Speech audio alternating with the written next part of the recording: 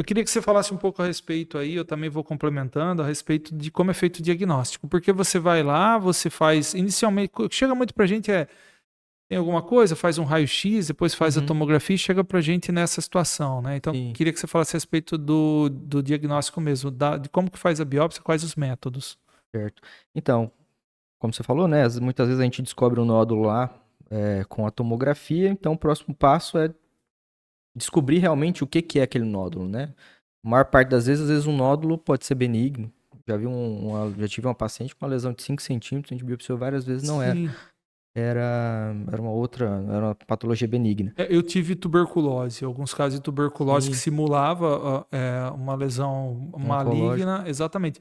Mas já geralmente quando você pega, você tem umas tomografias antigas, se você tiver Uhum, acesso, a lesão já estava lá na maior parte das vezes. Mas sim. eu tive alguns casos que resultaram em benigno mesmo. E isso é muito importante a gente explicar para o paciente, porque o paciente às vezes vem no desespero, né? Ele fez, por exemplo, estava lá, foi num clínico, o clínico pediu a Ah, tomografia por algum motivo, e aí chega lá um nódulo grande, sim, especulado, não sei o que, é. ele chega, doutor, tô com câncer. Né? A gente não tem como afirmar que aquilo é câncer. Então, Se não tiver a biópsia, se não tiver a exatamente. biópsia. Então, a primeira parte importante do diagnóstico é a questão da biópsia. Então, a gente tem algumas formas de fazer isso. É, as duas principais é através da broncoscopia, né? Que é a maior parte das pessoas conhece a endoscopia, que vai até o Ah, estômago, né? Uma câmera que vai até o estômago. Então, a gente tem uma que entra no brônquio, que é o cano que a gente fala que leva o ar até os pulmões, né? isso mesmo.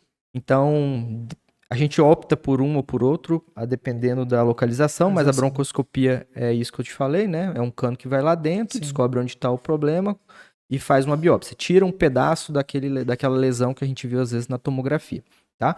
Outra forma, talvez acho que uma forma que está se tornando mais rotineira, é a guiada por imagem, né? Dependendo da posição também, você pode fazer às vezes com ultrassom, ou com a Tomografia? própria tomografia, que Isso. talvez é a forma mais comum, né?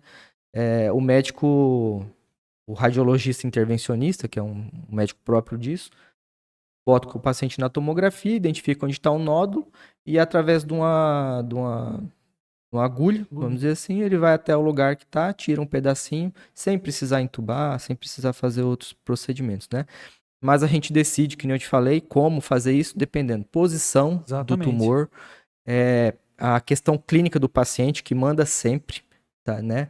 Isso vai mandar desde o diagnóstico até o tratamento. Exato. Então, a gente acaba discutindo internamente. É claro que, como a gente falou aqui nas outras vezes, tratar câncer é em equipe, é multidisciplinar. Não se trata câncer unicamente, isolado, né? Só uma pessoa.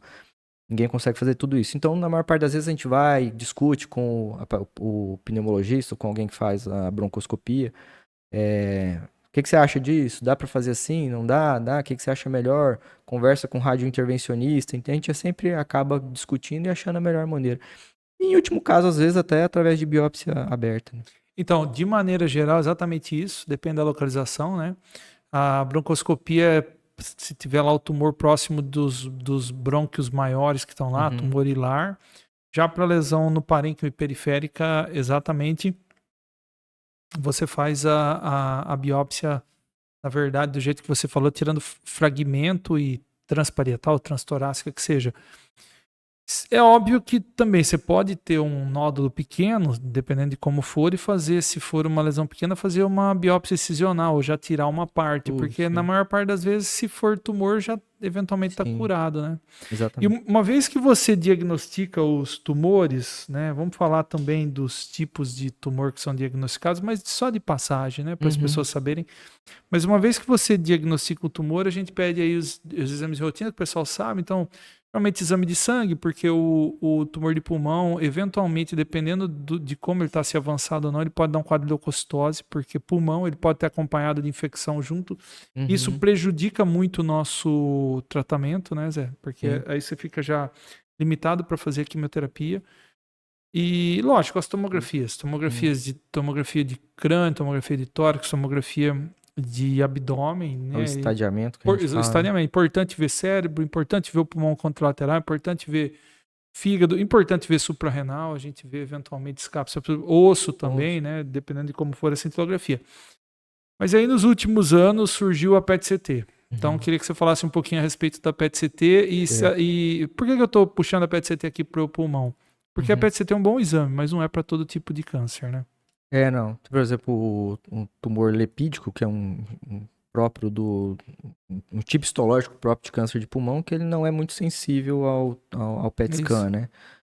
O PET scan, existe hoje uma grande, né? Então, o PET scan, então, é o seguinte, PET-CT, é uma tomografia que você pega um contraste específico que tem uma molécula de glicose e você põe flúor radioativo dentro e ela faz uma molécula, na verdade, que é 18-FDG, 18-fluoroxiglicose.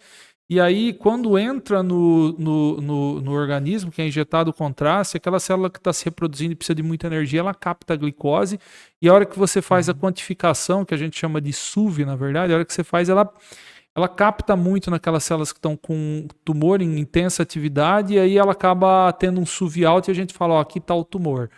E aí, quando você faz sobreposição à imagem de tomografia, você vê brilhando.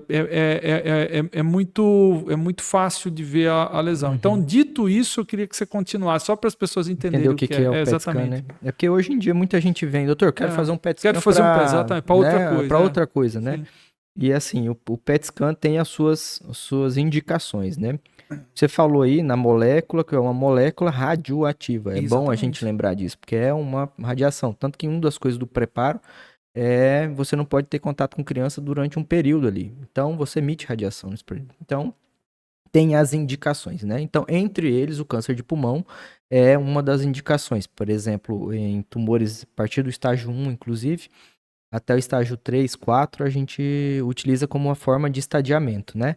Lembrando que o PET scan, ele, por exemplo, não é um exame bom para ver cérebro. Então, a gente sempre complementa o PET scan junto com a ressonância de crânio, né? Porque o cérebro é o lugar que mais utiliza glicose no corpo da gente, então ele capta muito.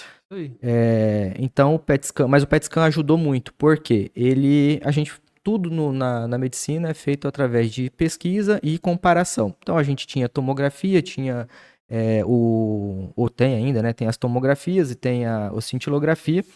Depois que houve o PET scan, a gente foi feita uma comparação e viu-se que, por exemplo, às vezes um paciente queria fazer uma cirurgia e tava alguma célula oculta fora ali que a tomografia não conseguia pegar. E o PET scan pegou. Então a gente aumentou ou melhorou mais o estadiamento do paciente com PET scan. Um exemplo é linfonodo, né? Exato. Eventualmente você consegue quantificar se existe linfonodo você positivo falou, com uma certa facilidade. Adrenal é uma glândula pequena, nem sempre você tem muita adenoma na adrenal, isso confundia muito. Exatamente. E o PET scan consegue te dar uma boa osso, né? Então, o PET scan mudou essa parte do estadiamento, é um exame hoje fundamental, né? A gente fala.